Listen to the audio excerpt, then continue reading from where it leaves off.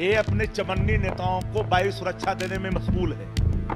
आप लाखों लाखों करोड़ रुपया अपने उन लोगों को खर्च करने पर पैसा जनता की कमाई कर रहे हैं जो लोग भाषाई आतंकी हैं, जो इस राज्य के अंदर में इंटरनल थ्रेट है। भारतीय जनता पार्टी के अंदर में सबसे ज्यादा गाय मांस का निर्यात करने वाले लोग भरे हैं, वही लोग व्यापार करते, वही लोग ठेकेदार बने हुए। पटना के एसएसपी ने आरएसएस की तुलना पीएफआई से करके एक नया विवाद खड़ा कर दिया है, एक नई राजनीतिक चर्चा, वाद विवाद का विषय छेड़ दिया है। और बिहार में इसको लेकर लगातार राजनीति गरमाई हुई है। बीजेपी कह रही है कि एसएसपी पर कार्रवाई होनी चाहिए, जेडीयू कुछ और कह रही है, आरजेडी की तरफ से कहा जा रहा है कि कुछ गलत नहीं कहा एसएसपी ने। हमारे साथ शक्ति यादव हैं, प्रवक्ता आरजेडी के, प्रखर प्रवक्ता हैं। ये बताइए कि आरएसएस और पीएफआई को एक तराजू में रख सकते हैं, एक तरह का दोनों संगठन है क्या? जो संगठने उन्माद पैदा करे, धार्मिक उन्माद, पटिशन खींचे धर्मों के बीच में, जातियों के बीच में, यह एक तरह से इसको उसी रूप में लेनी चाहिए। क्योंकि कैरेक्टर अगर सिमिलर है प्रशिक्षण का, ट्रेनिंग का, तो उस संदर्भ में एसपी पटना सीनियर एसपी ने कहा। अब उसको जिन लोगों ने तूल देने की कोशिश की, प्रथम दृष्टया में एसएसपी पटना के जो वक्तव्य हैं और देर रात जो पुष्टि उन्होंने की कि अभी तक इसका कोई इंटरनेशनल लिंक प्राप्त नहीं हुए हैं। इस देश के अंदर में किसी प्रकार का उन्माद देश को स्वीकार नहीं है। ये देश को कोई कमजोर करना चाहे, देश को कोई अंधकार में ढकेलने की कोशिश करे। आपने कहा कि दोनों का प्रशिक्षण एक ही तरीका है, लेकिन बीजेपी का कहना है कि आरएसएस जो है वो खुलेआम प्रशिक्षण देती है, सबके सामने देती है, चोरी छिपे नहीं देती है पीआईएफ की तरफ। आपको याद होगा सुजीत जी कि गांधी के बापू के हत्यारे कौन थे? आरएसएस के लोग थे। इस देश के अंदर में आरएस 2 बार बैंड किया गया। मैं मानता हूं 2 बार बैंड किया गया, लेकिन सेवा भी आरएसएस की देखा गया। मैं सेवा जानना चाहता हूं। इतने बड़े आफत आते हैं, आरएसएस कहीं दिखाई नहीं पड़ता। माफ करिएगा, इतने बड़े आपके पास आपदा विपदा आता है, जगह पे दिखने में मिलता है, ऐसी बात नहीं। प्रेजेंटेशन एक सिर्फ प्रेजेंटेशन मात्र सेवा भाव नहीं होता है। प्रेजेंटेशन भाव पीएफआई में भी होना चाहिए ना, वो तो दिखाई नहीं देता। मैं तो साफ कर रहा हूं, कोई भी इस देश के अंदर में किसी को भी संगठन चलाने का अधिकार है, लेकिन अगर वो कोई संगठन इस देश के अंदर में इंटरनल सिक्योरिटी के लिए थ्रेट है तो स्वाभाविक तौर पर कार्रवाई भी होनी चाहिए। और एक बात ये जान लेनी चाहिए, और आप भी जानते हैं इन बातों को, क्या इस राज्य के अंदर में हर व्यक्ति को, हर एक धर्म के मानने वाले को दूसरे धर्म के बीच में नफरत फैलाने का छूट है? नहीं है। इसलिए मेरा मत साफ है कि आप संगठन चलाओ, लेकिन संगठन के अंदर कोई इंटरनल सिक्योरिटी थ्रेट जैसी कोई इंतजामात हो या उसको कोई मूर्त रूप दे, ये देश स्वीकार नहीं कर सकता। पीएफआई क्या करता है? वो भी तो यही कर रहा है ना, वो भी तो नफरत फैला रहा है।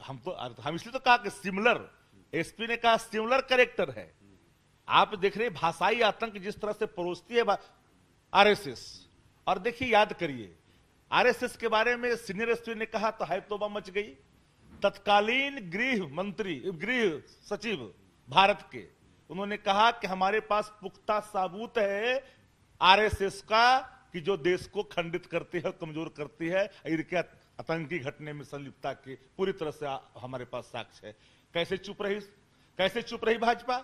कैसे सरकार ने पार्टिसिपेट कराई? तो भारतीय जनता पार्टी अगर आपको तो सवाल पूछना चाहिए ना आरके सिंह से, ये सवाल पूछना चाहिए कि आपने उस समय कहा था आज आप उसी दल में शामिल हैं। मैं तो वही आप उसी आइडियोलॉजी को मान रहे हैं। मैं तो कह रहा हूं ना, मैं तो जो पूछा इस बात, हम तो लगातार कल भी पूछा हमने कि जिन लोगों को आपने मंत्री बनाया तो भारतीय जनता पार्टी बताए। आरएसएस हर संगठनों में उनका एक प्रतिनिधित्व रहता है, वो बताए कि किन परिस्थितियों में उन लोगों को आपने स्थापित किया यूनियन मिनिस्ट्री में।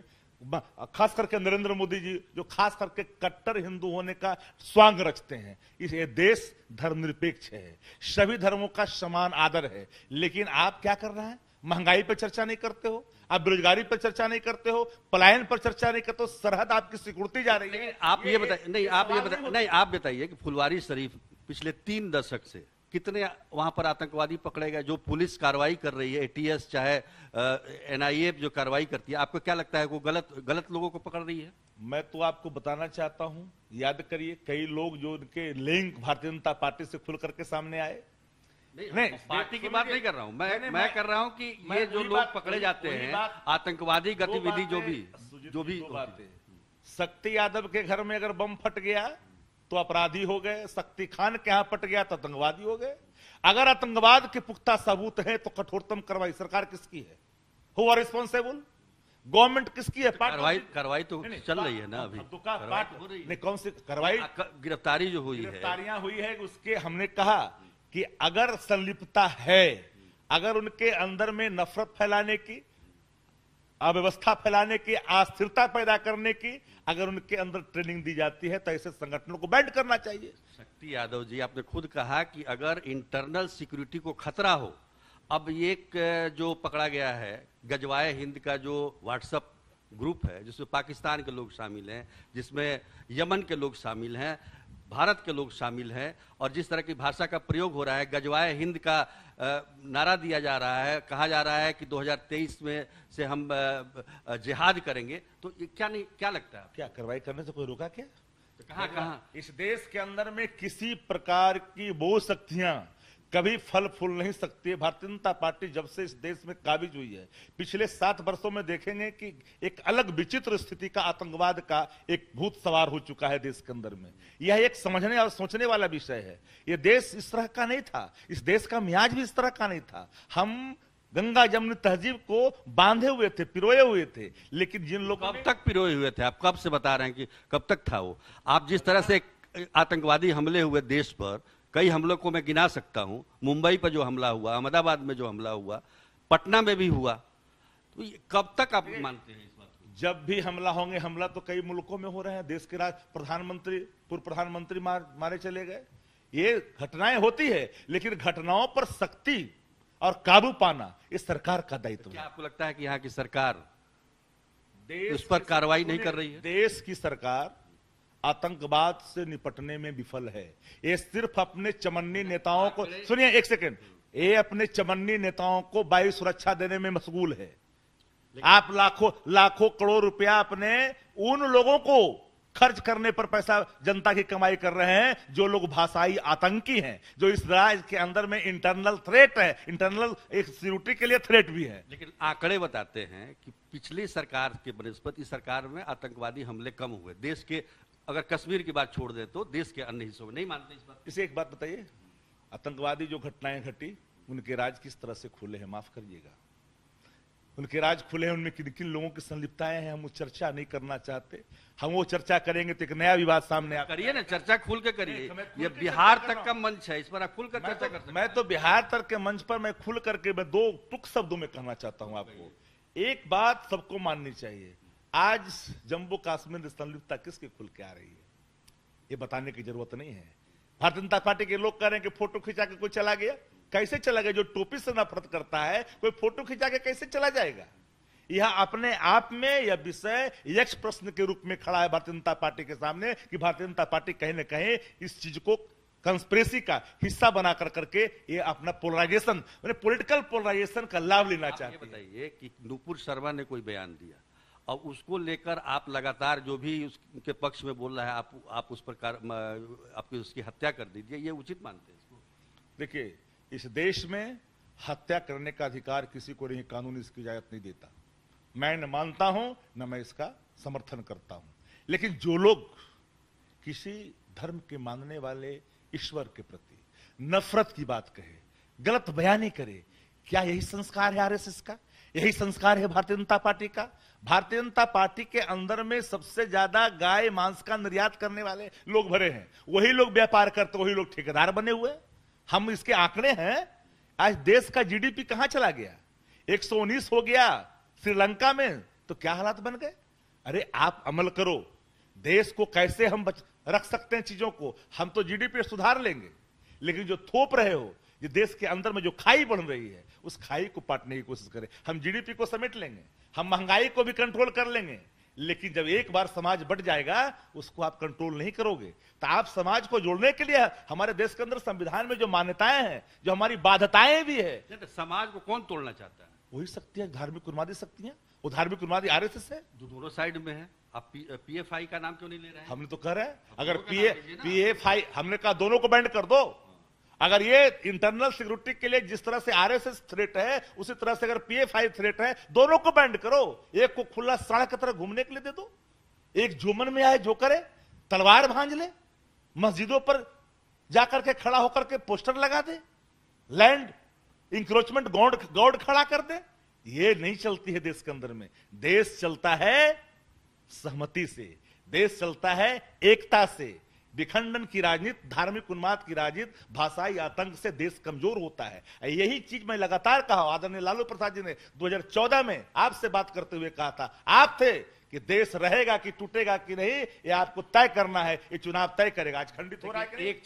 एक चीज आप मानिएगा ना, जब भी कोई इस तरह की घटना घटती है, चाहे गोधरा हो, चाहे जो भी इस तरह की घटना हो, आप लोग सेकुलर के नाम पर उस पर प्रतिक्रिया देने से बचते हैं। जबकि होना यह चाहिए कि दोनों पर बराबर, आप कैसे आपने कहा कि आरएसएस पर भी बैन हो तो पीएफआई पर बैन हो तो आरएसएस पर भी बैन हो, तो उसी प्रकार दोनों पे आपको प्रतिक्रिया देनी चाहिए। आप नहीं देते हैं। नहीं, जिस संगठनों के खिलाफ साक्ष्य पर्याप्त मात्रा में हो, कार्रवाई होनी चाहिए, लेकिन डिस्क्रिमिनेशन ऑफ एक्शन नहीं। डिस्क्रिमिनेशन ऑफ एक्शन होगा तो सवाल खड़े होंगे। आज वही हो रहा है। अगर पीएफआई के खिलाफ सबूत हैं तो कार्रवाई करिए, आरएसएस के खिलाफ सबूत है, पूरी सबूत है, कार्रवाई क्यों नहीं कार्रवाई कीजिए ना, आप सबूत दीजिए। सबूत तो गृह सचिव उस समय दिया, पता नहीं उन सबूतों को चाटने के क्या हुआ, उस सबूत का हुआ क्या? सबूत को चाटने के एवज में ही ये चीजें हुई है। अगर सबूत को चाटने के एवज में ही अगर प्रशस्ति पत्र मिला हो तो ये बात तो अलग है। सुनिए, तो गृह सचिव ने दिया उस समय, तो कहीं ना कहीं फाइल में तो होगा ना वो। आदरणीय, ऐसा है सुजीत बाबू, इस देश के अंदर में बापू के हत्यारे की बात छोड़ दीजिए आरएसएस को। ग्वालियर के थाने में किन लोगों के मुखबिरी का आज भी सबूत कैद है? वो कौन लोग हैं? किन जमात के लोग हैं? किन पार्टियों से नाता रखते हैं, रिश्ता रखते हैं? वो आज भी है साक्ष्य के रूप में। बताने की जरूरत नहीं है, मैं नाम श्रद्धा से लेता हूं उनका। अच्छा नहीं लगता, मरहूम हो चुके हैं, मैं सम्मान करता, लेकिन ग्वालियर के थानों में नाम आज भी कैद है उन लोगों जिन लोगों ने देश की आजादी में भी अपनी नकारात्मक भूमिका तय की थी, एंटी नेशन एक्शन में संलिप्त थे। वो लोग आज नेशनलिस्ट होने का, वो राष्ट्रीयता होने का प्रमाण पत्र बांट रहे हैं।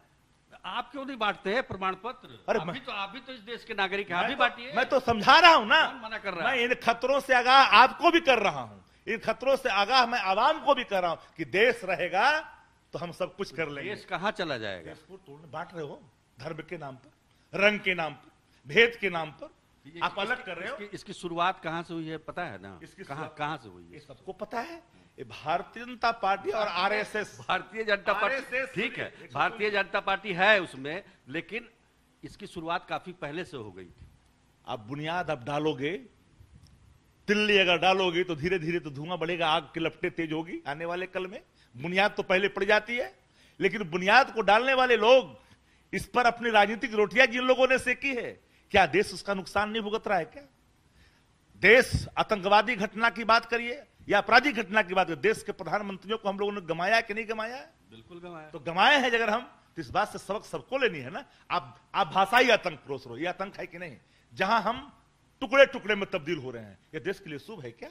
नहीं शुभ हो सकता है। नेता प्रतिपक्ष तेजस्वी प्रसाद यादव जी ने खुल करके कहा, आदरणीय लालू प्रसाद जी के विचार के वाहक हैं, उन्होंने कहा कि आरएसएस देश के लिए थ्रेट है और थ्रेट पर काबू पानी पड़ेगी आने वाले कल में। एक ऐसी संगठन जिसका कोई ऑडिट नहीं, जो मन में आए कर दे, इसका कोई लेखा जोखा नहीं सरकार के पास है, एक राष्ट्रभक्ति का प्रमाण पत्र बांटते हैं। लेकिन सरकार तो मान लीजिए कितने साल से है? 8 साल से है ना सरकार।